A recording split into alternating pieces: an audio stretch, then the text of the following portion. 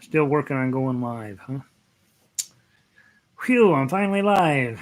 Boy, YouTube has been struggling today. So I am in here. I'm going to go check and make sure that this page is working correctly. And then we're going to start. We're going to play Buffalo Gals today. And Buffalo Gals, won't you come out tonight? So that's what we're working on today. We're playing level 2. And level 2 is, in my mind, the good level.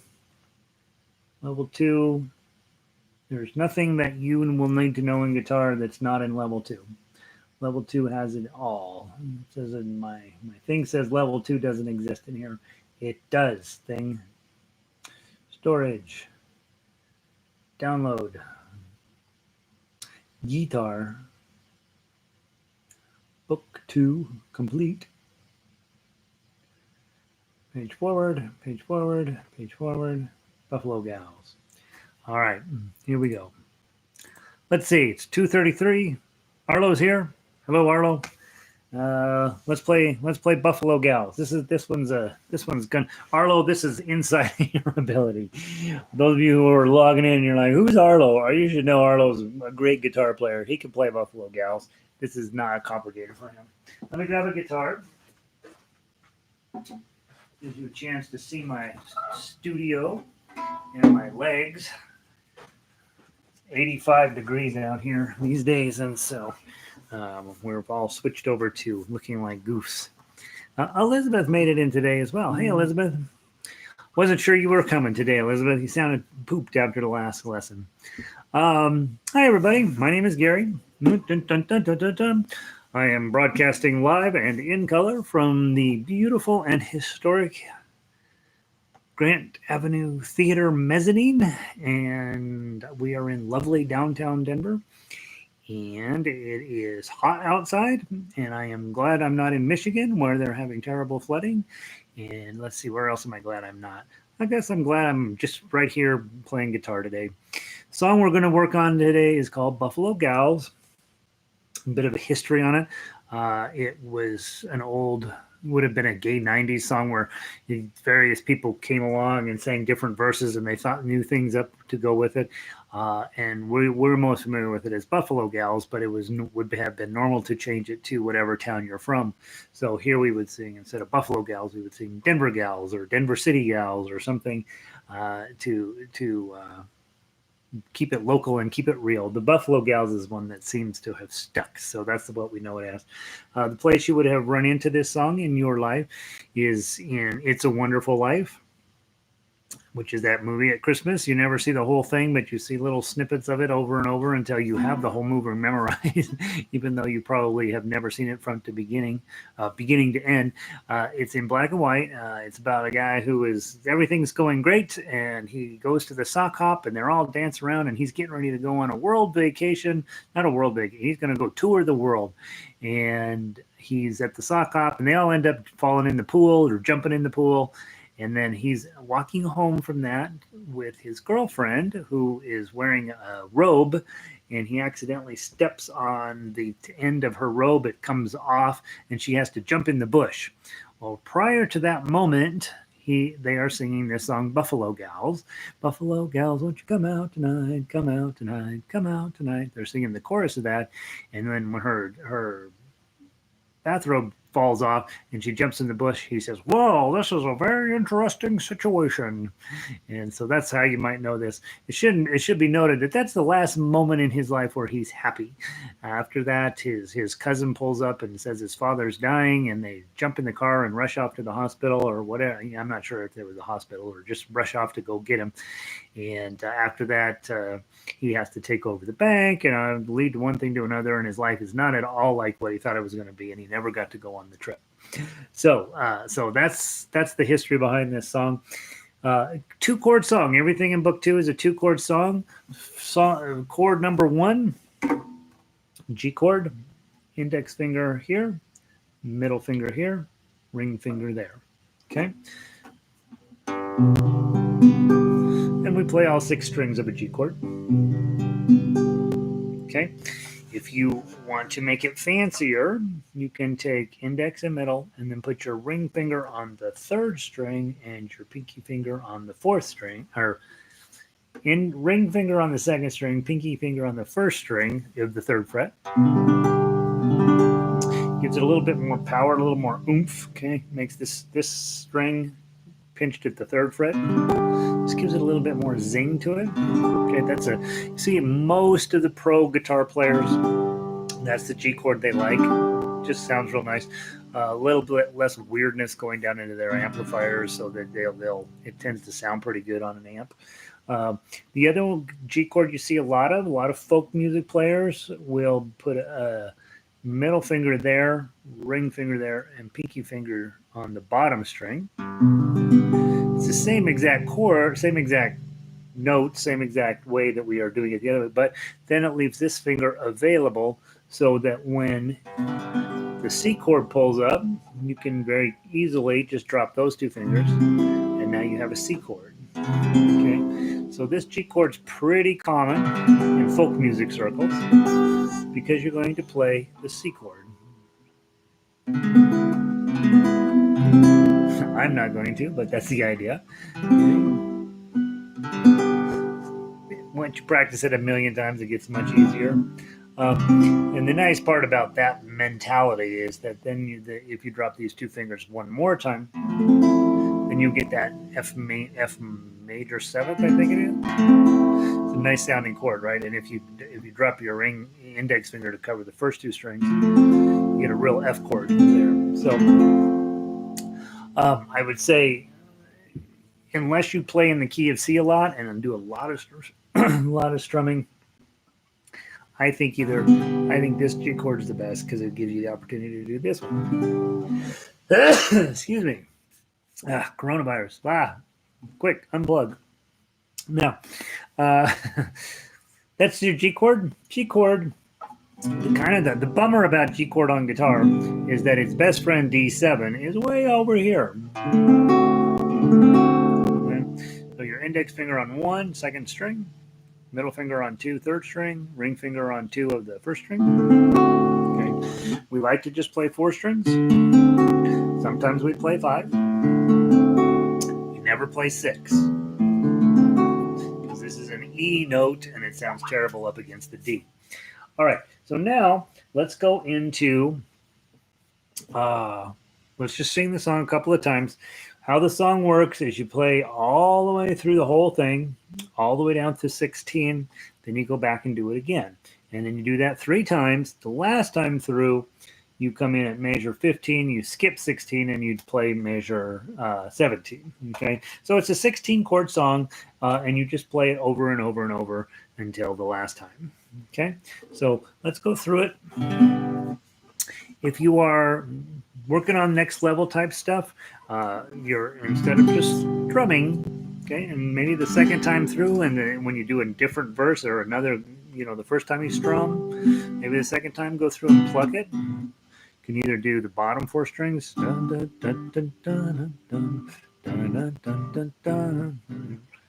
can use those when you're on the D chord, D7. Remember, you really want to have your fingers on those bottom 4 strings, because then your thumb is rooted on that string, that 4th string, the D string. Sounds the best. Then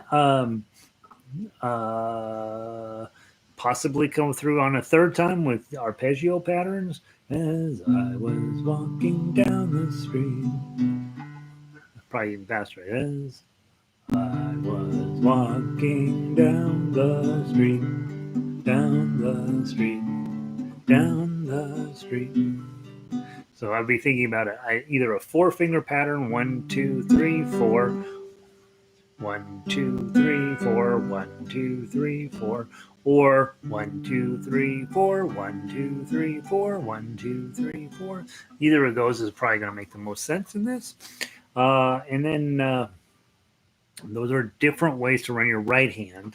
Okay, so a lot of times, especially if we grew up with a pick in our hand, we have a tendency to just want to do this all of the time. But when we're playing with fingerstyle, you want to get this hand as functional as possible. Let's play through it a few times. if you're logging in for the first time, I know I can't sing. I know I shouldn't sing. I'm going to sing anyway. Here we go. 1, 2, 3. As I was walking down the street, down the street, down the street, a pretty little gal I chanced to meet. Oh, she was fair to see. Buffalo gals, won't you come out tonight? Come out tonight. Come out tonight. Buffalo gals, won't you come out tonight and dance by the light of the moon? I danced with a gal with a hole in her stocking, and her heels kept a knocking, and her toes kept a rocking.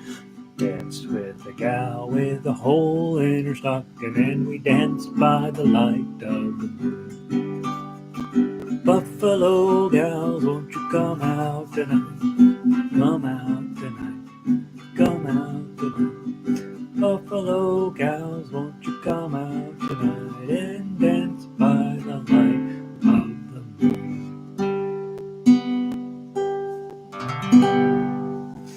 Okay. On guitar, I like to do a nice big rolled chord at the end of almost every song. I just think it sounds nice. We have this great big body and there's lots of sustain. It makes it sound really nice. So I have a tendency to do that at the end of every song, but you don't have to, obviously. If you were working on that from an arpeggio perspective, you're thinking, I've got G, I can root note here. As I was walking down the street. Now that you're root noting on this G here, and then when you go to D, root down here, down the street, down and down the street. That a lot of times that feels like a lot of motion to go from these four strings to these four strings and back, and sometimes it may be more work than it's worth. With this song, you can actually just play the middle strings. In fact, the arpeggio I wrote out on this song is anticipates you'll just do the middle strings. Index, I P I M, I P I M, I P I M, I P I M, I P I M. So when we're talking about IPIM, remember we've talked about this before. PIMA. We never use C. Okay, this is actually called C. I don't know even what the C stands for, but we're never going to use it. Again, that's meant. This finger is meant for contemporary classical guitar, written in such a way as to make it unlistenable and unplayable. That's what the C is for. Otherwise, almost all music we're playing on a guitar, almost all of it, you can accomplish with these four fingers. PIMA. So you'll see that on a lot of sheet music, especially classical etudes and stuff where they're having you practice I am, or MA, or PIM. And then there's also AMI.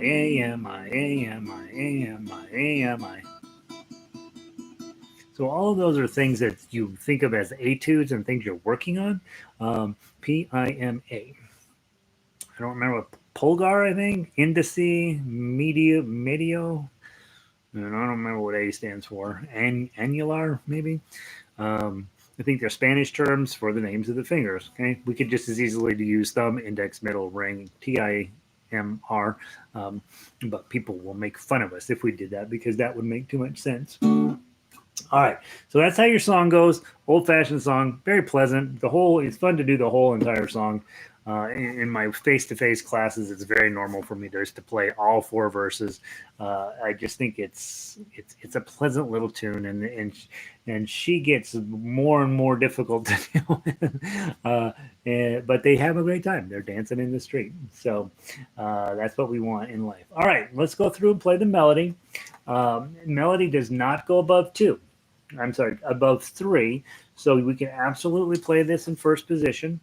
If it's a 1, you're going to use your index finger. If it's a 2, you're going to use your middle finger. If it's a 3, you're going to use your ring finger, and there are no 4s. Okay, so first position is where we're playing. Pinky will just hang out here with nothing to do. He's very happy about that. He'll be fine. And we're going to go get our ring finger on that 3 of the 2nd string, and then let's just play through the melody. A lot of times when you roll into level 2, you're still working on getting comfortable with playing melody. A lot of times when we come from guitar in a chord background, chord base, everything is chords and singing, we don't spend any time learning how to play a melody. And so this can sometimes take you a little while to get comfy with this. Even when I started teaching, there were so many darn strings here. I was always hitting the wrong string, right? It took a little while before I got comfortable of which string I was going to be using. If you are working on advanced level skills, you'll notice I play this whole thing with my thumb over here because I get a nice clean tone, feels very solid, very reliable. I'm going to play with my thumb. But if you're working on your claw skills, this is a great opportunity for you. I don't believe we ever go even onto the 4th string. It looks like everything's on the 1st, 2nd, or 3rd string. So take index, middle, and ring and practice. This is the 3rd string, this is the 2nd string, and this is the 1st string. Okay, so you can practice that. The other thing to practice is just index, middle, index, middle, index, middle. Wherever happens to be the note, you hit your note, and then you're going to use your other finger to get the next note. And if you're really looking for a tough exercise, go use your middle and ring to hit the strings. It's just one of those things where we're trying to gain mastery of our body in order to master the guitar. And sometimes that's fun to do. Sometimes it just ruins the song. But it's not a bad idea to try it all these different ways. As the teacher, I end up playing mostly with my thumb because I'm going to be the most successful, and it's important that I be a little bit more successful than the students, so that they're not like, "What the heck is that guy doing?" Okay, and so I tend to overplay with my thumb, but that's not the message I want you to get. I want you to get the message: "Hey, I got to be in charge of all 4 of these fingers." Okay, from the top, I'm going to count in 3, and then we're going to go 1, 2, 3.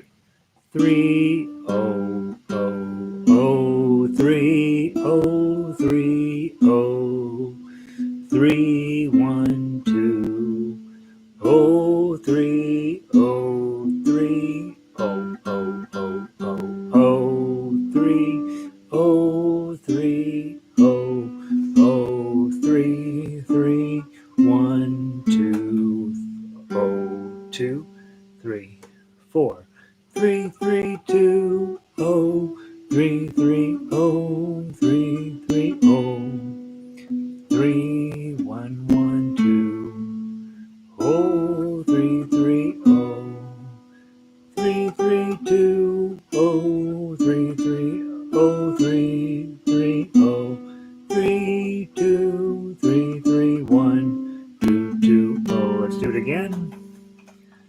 3 3 3.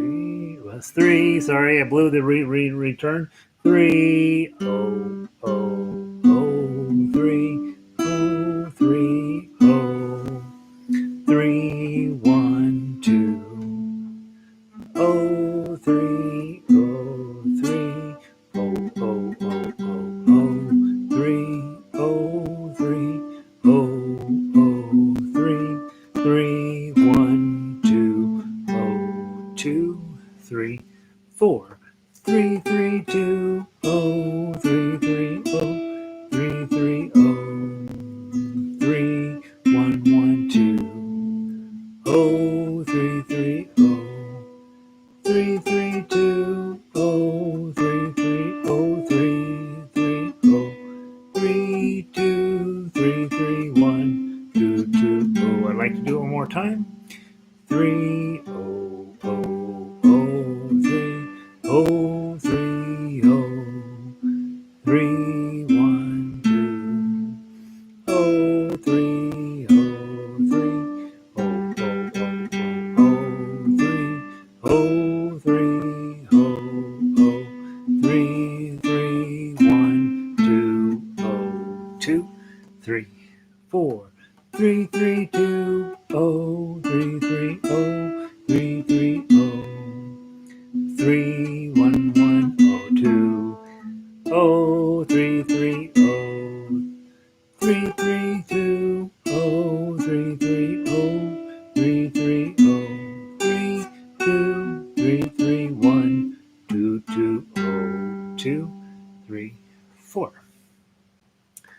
you made it, Kathy. Yay. Glad. Where were you, Kathy? All right. Kathy just finished up the ukulele workshop along with Elizabeth, so they're probably walking in going, I feel like I've been punished. All right. They've been playing the Beatles. It is punishing. All right. So now you got the melody, right? And one of the things I notice is that I'm playing what's in my head more so than what's on the paper. So if you look at measure 12, I have a tendency, measure 11 and 12, really into 10, 11, and 12. What it says is, Buffalo gals, won't you come out tonight? Come out tonight. Come out tonight. So those eighth notes are kind of urging it along, making it feel a little more dancey. I'm having the tendency when I go through there to play those as quarter notes. Buffalo gals, won't you come out tonight? Come out tonight. And so yeah, that's not what the paper says. So you probably there are times when we play what's on the paper, and there are times when we play what's in our head. Hopefully those two things are the same thing, but not necessarily always, right? And so if we were playing together, if you and I were sitting here in the room, we would agree that we were going to play exactly what's on the paper. And so when you get with an ensemble, try to be ready to play what's on the paper.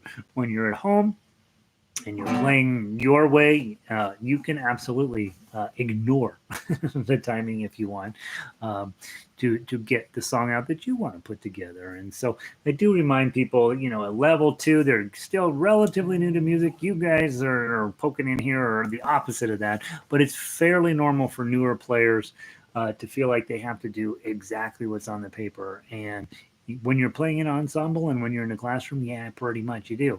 But when you're on your own, you have that opportunity to create music your way. There aren't any rules in music. Even the rule about I don't want to see your thumb, that's as close to a rule as I know of. And sometimes you even break that rule. So, all right. So we've got the chords down. Chords are a little bit dicey on this one just because there's nothing in common between a G and a D7. So we got to move all those fingers from one to the other. Then we worked on our arpeggio playing, choosing different possible strings, different attack strategies on how to get that done. And now we've also played through the melody and given some thought to playing what's on the paper versus what's in our head. Now we get into tough acts. Okay, I want to walk through the whole song, make sure we understand everything that we're about to encounter, and then we're going to go through and play it. We may play it all 4 times. Okay, so first thing on the tough acts, you got your 3 here, which is the same as the melody note, right? Just that, and then we're going to go right into that G chord. We're going to strum 4, and then you've got 0 0. Put your ring finger on that 3, and then open it up. Ring finger back, and then ring finger away. Notice I'm resting on that first string because I'm not going to play it. So don't be this, right? Okay, because you're going to mess it up. You're going to miss this string, or you're going to hit that string at the same time. Right? You don't want that. We want to go down, let it rest on that first string, and now notice in measure 3, it looks like we're going to grab a D chord, 0 2 3. But we probably don't want to, although it's probably fine, right?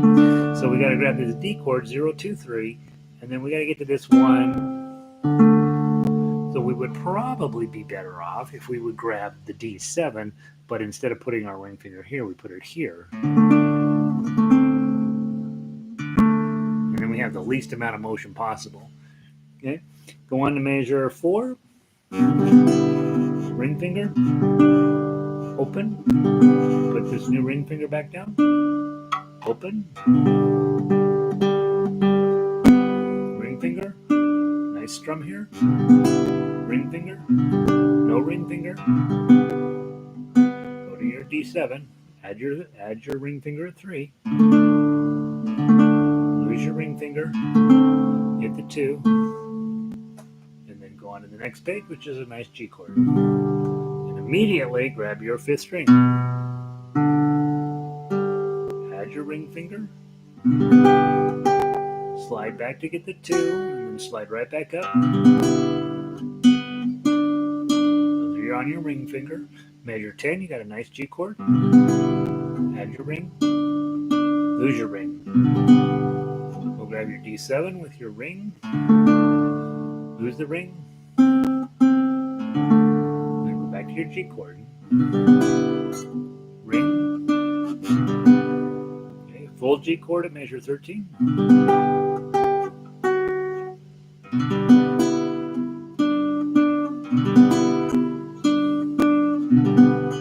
ring finger, and then go to your D7. In this case, we have a mess, right? Because we want to grab that D7. Now you actually have to use your pinky if you want to do it that way. The other way would be just grab a regular D and then know you're going to have to move it to go get that one. Or put on the D7 and then add your pinky. So it's going to be bum, bum, bum. Loose the pinky. And then you're going to immediately do 0, 0, 3. That 3 takes you back to the beginning of the song. Probably when I get to major 15, I'm probably grabbing a D chord. And then dropping down to grab the 1 and adding my 2 back on. Yeah.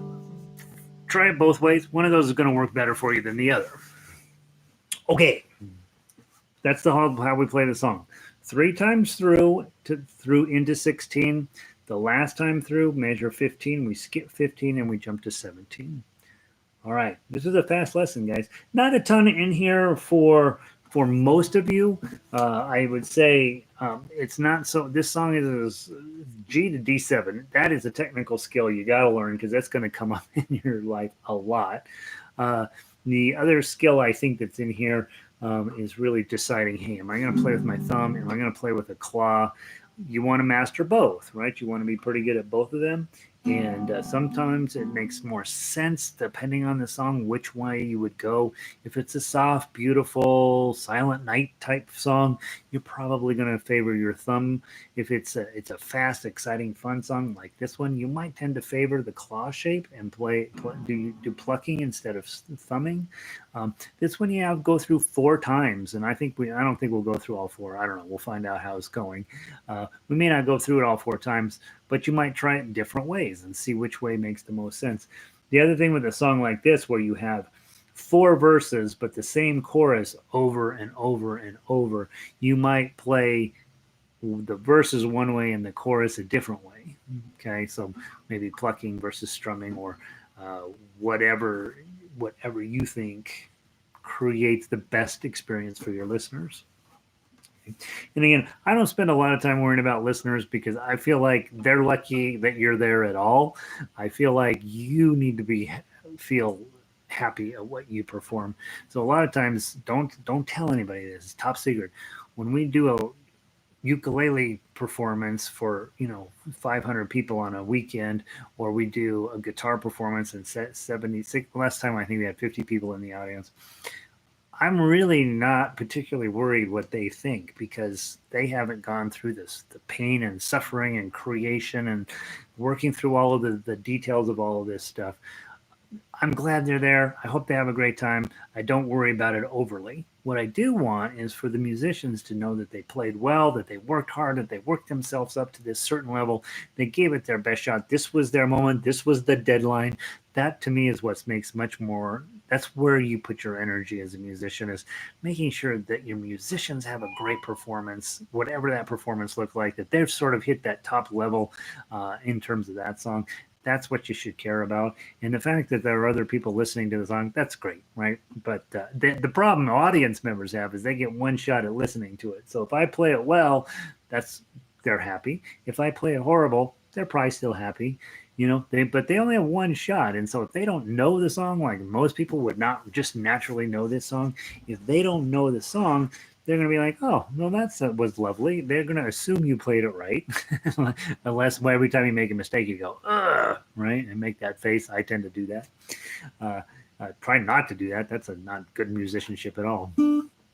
All right, you guys ready? We're going to play top to bottom, maybe 4 times. Depends on how it's going. If it's going great, we'll play it 3 times. If it's going horrible, we'll play it 4. Okay? From the top, get your G chord on. 1, 2, 3.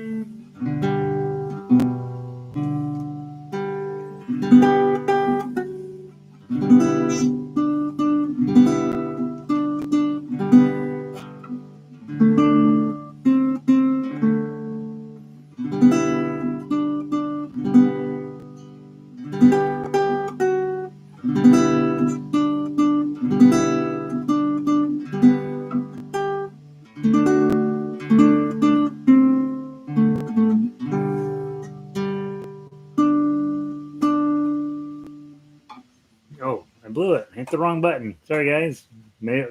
Second time through. 1, 2, 3.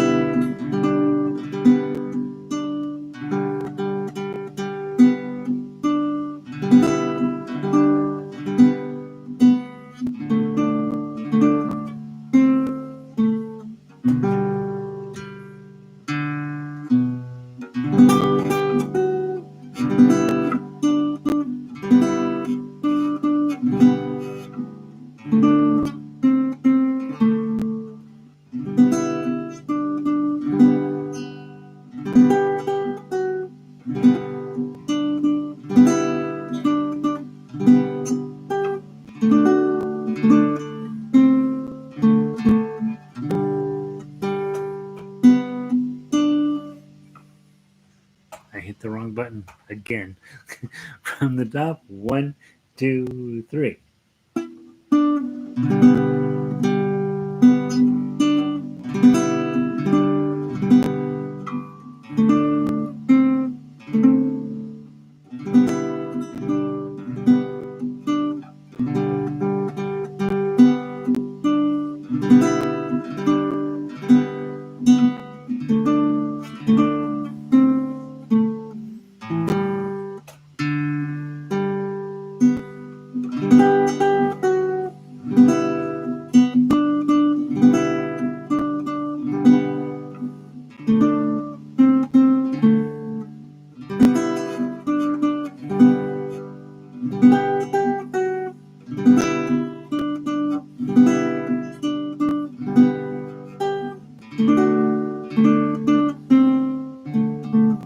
One more time.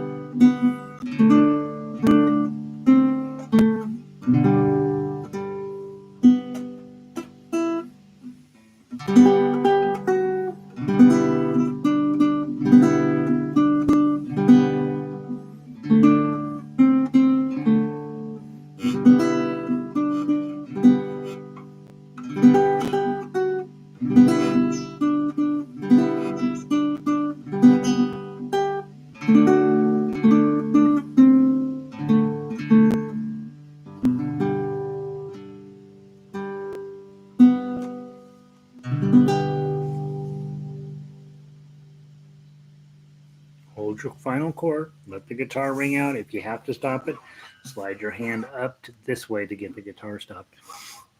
So I blew every single verse, every single time, 4 times through. I found something to mess up every time.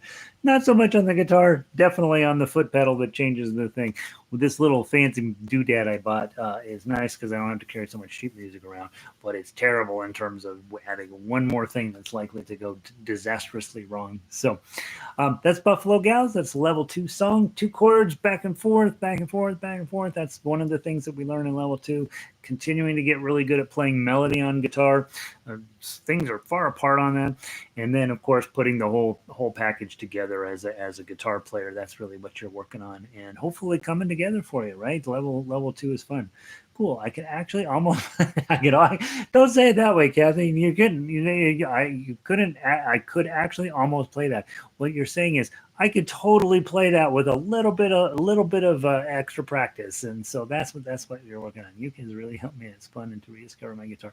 Yeah, for those of you guys that are tuning in late, I teach a ton of ukulele. I absolutely believe in that. Is one of those instruments that you're just like, here's something that's amazing and wonderful, and it's not too hard to play. It's super hard to play when you're brand new, but you get where you're pretty good at. And the nice thing is, once you're good at that, it's so much easier to then switch to other instruments, and you just understand how music works. And with guitar, because guitar is such a bummer in the beginning, they're so difficult. And a lot of times having another instrument sort of step you up into guitar is a great idea. Now, if you're somebody like Arlo, who's put in 50, 60, however many years on guitar, he's forgotten what it was like in day one having to struggle through that stuff. But we all go through that. And so spending a little bit of time, if guitar is too much, put it, you don't want to put it aside, but definitely get some other musical experiences going, and you start to see how all of it starts to ball together and come together. Guitar is wonderful in terms of sound quality. It's really a very pleasant instrument, but it is never necessarily never going to be as easy as some of these other instruments. I found that piano, something I spent many years on. From day one, I was never going to be a piano player. It was very clear that just was not my instrument.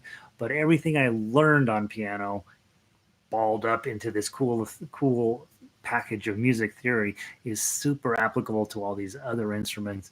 And so I think while I was never going to be a pianist, I could sure learn lots of stuff on that to apply to other instruments. And still to this day, I mad that piano didn't turn out to be my instrument.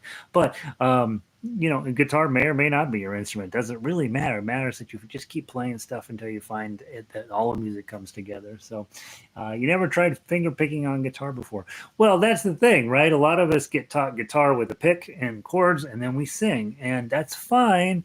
The problem is if you're not a great singer, and Kathy, I know you do a lot of singing, you can really struggle with that as an approach.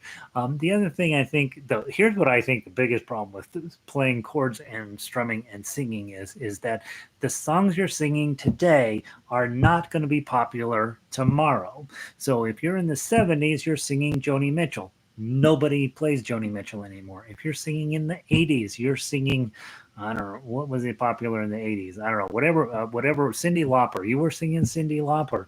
Cyndi Lauper, you don't sing anymore.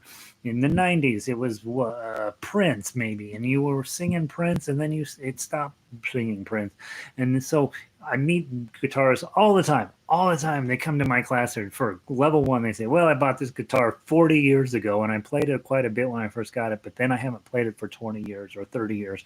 It's a very common thing, because when we're learning in the chord style and we're learning and we're singing, we learn how to play those songs, but we don't necessarily learn how to run the instrument. And Peter, Paul, and Mary, exactly, Kathy. You learn the songs of the day when you're doing that, because your teacher is into those songs. He just graduated from music school. He's super excited to give you music lessons. He still thinks music is going to work out as a way to pay the rent. And they're 20-year-olds, and you're a 20-year-old, and you take those songs. The problem is those songs fall out of favor, and you are not interested in the new songs coming out because you like those old songs, but nobody does those old songs anymore. And frankly, you get stuck doing that. And that's why I think if you treat this as, hey, I don't care what the song is, I just want to know what all of the details within the song are, it's a much more lifelong activity, a lot more, I don't know if it's more fun, but it is definitely more challenging. And it's definitely something that I think keeps you in the ball game a little bit more, because you're like, okay, I can play Buffalo Gals. That's something I can do. What's on the next page, right? And you dig into that, just like you're going through a crossword puzzle book, and you're like, all right, got that crossword puzzle done. You should stop. You're like, yep, I can do crossword puzzles. Nike, I don't know if I can do the next crossword puzzle. So you flip the page and you get going on the next one. So hopefully this style of play works out for you. I'm hoping. I'm hoping. Let's see. Kathy says, "Don't sell yourself short on piano. Keep working on it." Oh, piano. God, you know what I'm doing? I'm relearning all my scales and diving back into Bach because I'm thinking I don't know if I'm going to go this fall because it looks like the schools are all going to be online. But maybe next year I'm going to try to pass the audition for Metro. It's kind of funny because I figure I'm an okay musician, but I honestly passing the audition to get in is this huge hurdle. I don't have my scales memorized anymore, and so my hands are like, and because I was an adult learner, we never spent that much time on scales on piano anyway. And then I went into ukulele and guitar where scales are well, maybe you work on them, maybe you don't. So I've never been huge on scales, and on piano you need to be in order to get into the university. So that's what I've been working on. Let's see. Let's see. Elizabeth says, "I'm with you, Elizabeth." Of anybody in the room who knows, I mean, all three of you guys, that are talking here right now, really know how your music, how it goes. Arlo did not go through music school. He went through engineering school, but stuck with music. He really got a ton of self-taught and really smart, just ground up and thinking. Elizabeth's been a music teacher for her whole life, really solid on her theory and all of the stuff you're supposed to do. And Kathy, same thing.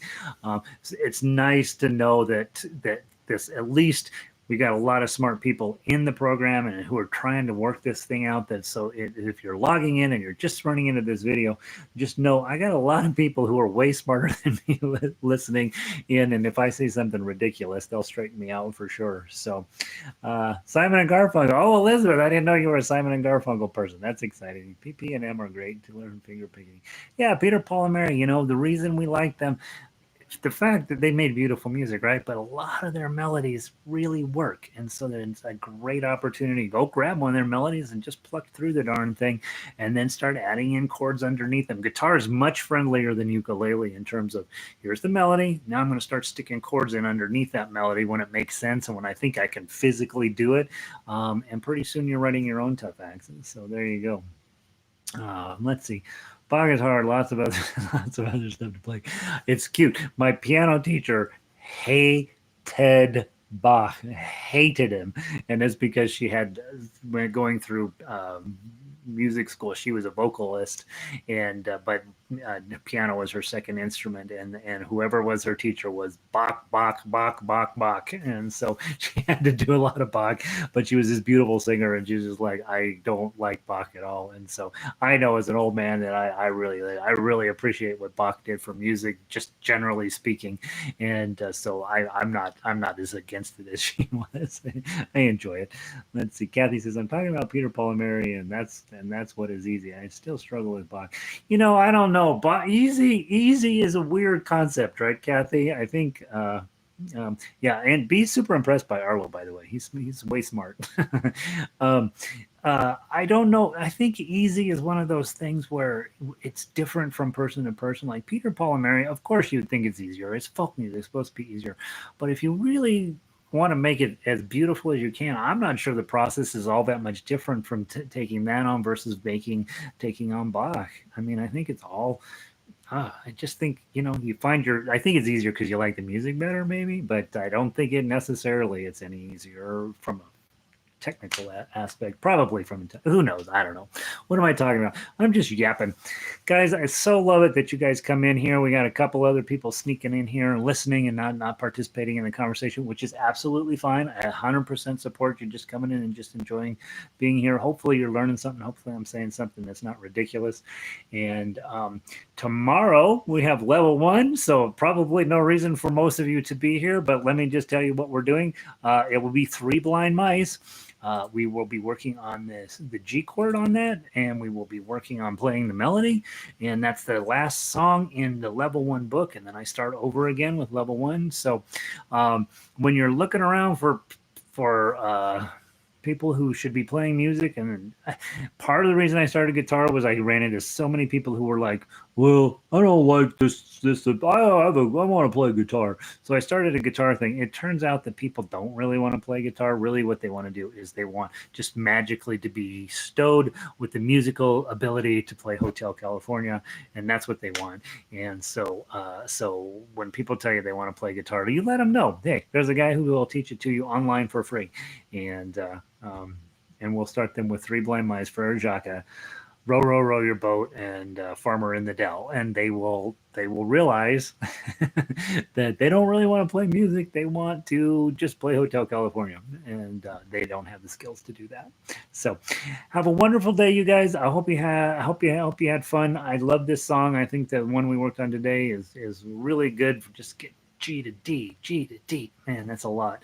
And so, thank you guys for being here. I love the conversation. I wish we could do this as a face-to-face thing. Someday we will. Someday we'll all go out for coffee, and life will return to normal. But until then, that bug is still out there. I was just now reading an article on YouTube about, the scary, scary stuff that's coming up. So please, just don't believe what they say. We don't need to open things up yet. And so stay home, play music, be happy, try as much as you can to avoid other people.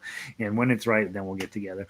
You guys have a wonderful afternoon. Thanks for being here. I'm going to end the stream. Be good.